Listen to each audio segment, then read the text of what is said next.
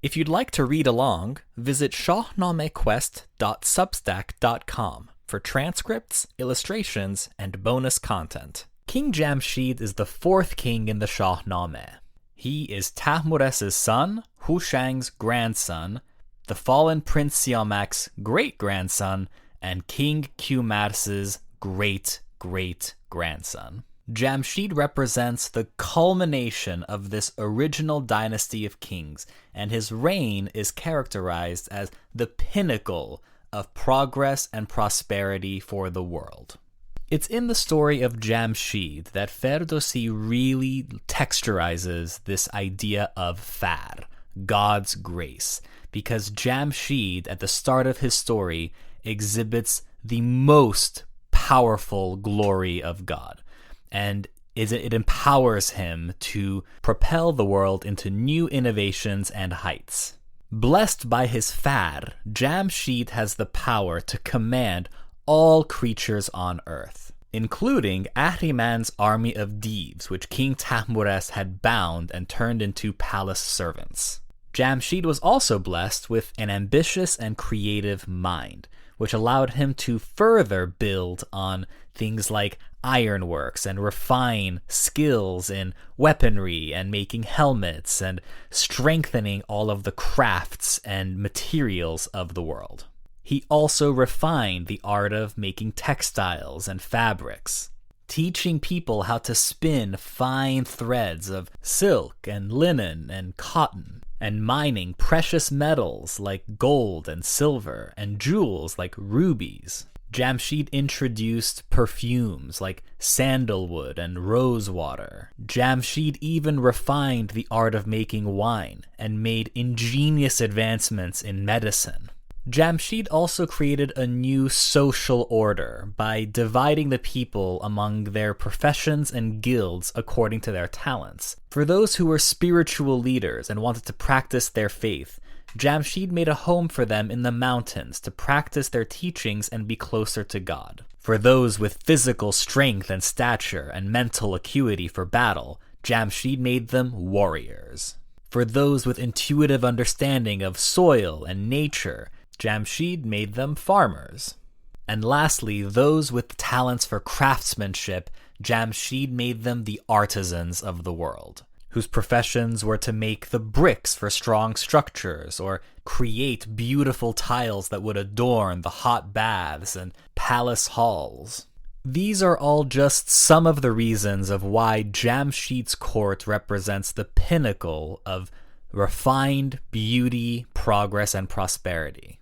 The culmination of all of these talents and achievements and order and prosperity made it so that there was a vibe that Jamshid was the definitive king of kings, with a divine touch like Midas that would make people's lives better. Now, one of the most interesting facts about Jamshid's story is that Ferdowsi assigns the origin of Nowruz, the Persian New Year, to a specific moment in Jamshid's reign. The story goes that one day the people of the world decided to throw a huge parade to celebrate King Jamshid.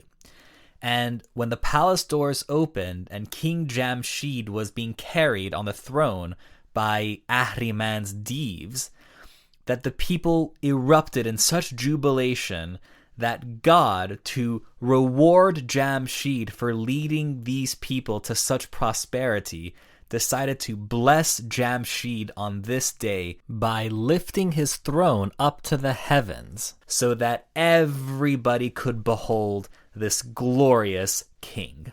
That day in the Shahnameh is the first ever Nowruz. Now, all of this sounds pretty amazing, doesn't it? You have a beloved king who is blessed and aligned with God. The people are prosperous. The earth is flourishing. This really is glory on earth. But unfortunately, things take a very disappointing turn because King Jamshid begins to take his blessings and power for granted. Jamshid looks out at this beautiful world that he's led and starts to think of himself as its master. He becomes boastful and arrogant that no other king could possibly have achieved what he has in his reign. And further, he begins to take credit for all of the divine blessings on earth and thinking himself above God. He even demands that the world worship him as a god. And this foolish mistake is what leads to Jamshid's downfall. Because remember what I told you in the previous episode about a king's fad. God has the power to grant a king his divine aura, but he also has the power to take it away. And that is exactly what God does. He removes Jamshid's fad. And in an instant, the light and divine aura that exuded from Jamshid became extinguished. And the consequences are absolutely disastrous. Because even though Ahriman the Devil had been humiliated by King Tahmures and the army of Deves had been made into palace servants, they were only subdued while there was a strong, godly king in charge.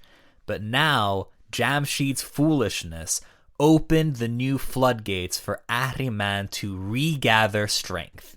And this beautiful, glorious, prosperous world that had gone through so much progress was now beginning to live under this terrible dread and foreboding for the arrival of Ahriman's most evil and monstrous attack of all, the creation of Zahok, the Serpent King. If you enjoyed this episode, feel free to share it or leave a review. Thanks for listening, and stay tuned for more Shahnameh Quest.